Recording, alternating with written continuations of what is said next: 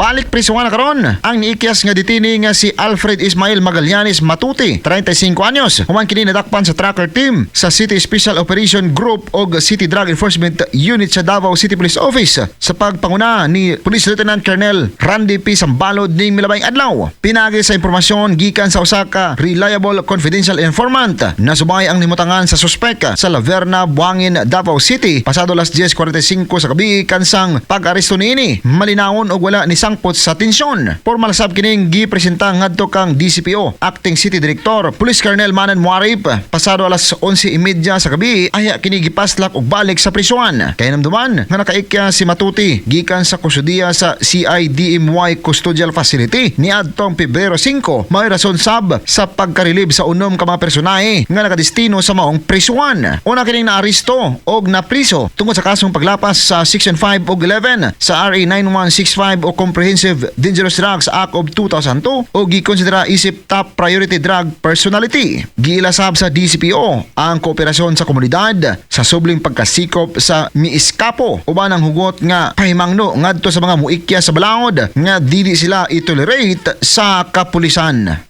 Katropa, kapi nga healthy ug dunay glutatayon ang collagen na imong gipangita mag Santon Gold Coffee Mix na. Alang sa naggayos ang Pilipino para sa Pilipinas, katropa ang gabalas. XFM News.